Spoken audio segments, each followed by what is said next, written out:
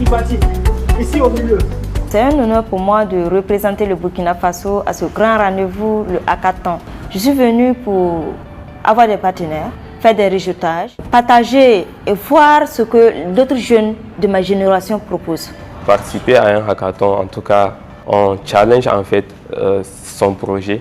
Il y a toujours quelque chose à apprendre de nouveau, surtout un hackathon qui regroupe beaucoup de pays, beaucoup de compétences. Notre modèle économique repose sur le B2B et le B2C.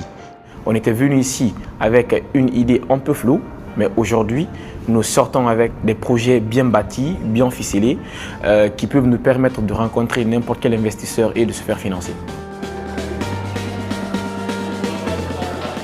Il y a 12 pays qui sont venus compétir avec des projets innovants et notre cabinet a été chargé d'encadrer ces jeunes-là à mieux structurer leurs projets. Tu racontes une belle histoire et ça marche. C'est comme les chanteurs. Donc ils étaient au total 23 participants. Notre travail a été essentiellement porté sur l'encadrement des jeunes, sur comment présenter, valoriser et faire valoir leurs projets devant les jurys qui les ont accueillis pendant ces 2 sessions. Si vous voulez faire comme lui et raconter une histoire, on peut se permettre 4 phrases maximum.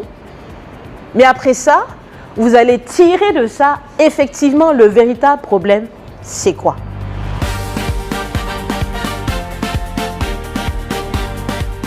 33 millions de jeunes filles n'ont pas accès à l'Internet. Est-ce qu'on peut réellement parler de jeunesse sahélienne lorsque la majeure partie est laissée en rade? Les jeunes ont compris les enjeux et essayent de proposer des solutions innovantes qui permettent aux communautés d'être beaucoup plus résilientes, de pouvoir s'adapter à la marche du monde et à apporter des solutions qui sont contemporaines aux défis que nous devons relever.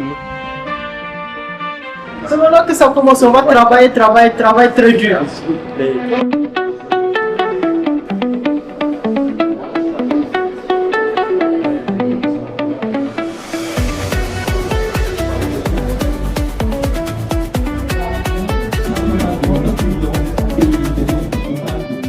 Ça a été un travail très intense.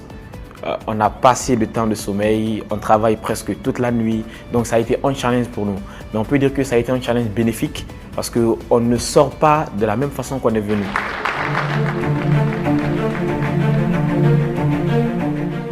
Le hackathon, nous avons donc sélectionné en fin de compte 5 candidats. Le lauréat a fait l'unanimité pour une enveloppe de 5 millions de francs CFA pour un projet absolument brillant qui ira à monsieur Ismaël Bagué Kalilou du Niger.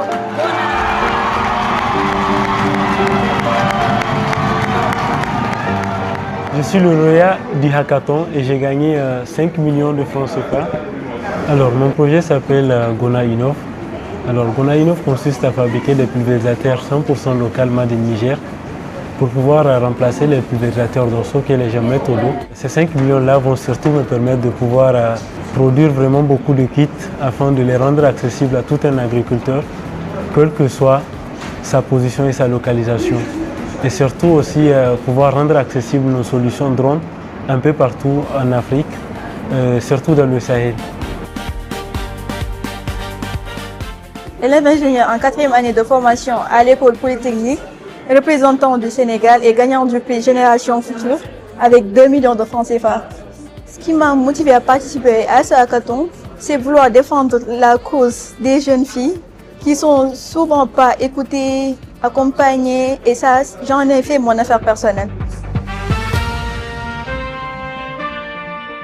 Les initiatives que nous voyons sont des initiatives crédibles qui sont remplies d'innovation et qui vont nous permettre d'adresser les différents défis auxquels nous faisons face aujourd'hui. Donc ce sont des belles opportunités et nous devons nous atteler, nous devons vraiment nous mobiliser, aussi bien le secteur privé, la société civile, les banques, les institutions financières, les fondations, pour pouvoir continuer à soutenir cette jeunesse qui ne manque pas d'idées, avec qui nous devons travailler main en main pour pouvoir assurer le développement de nos pays.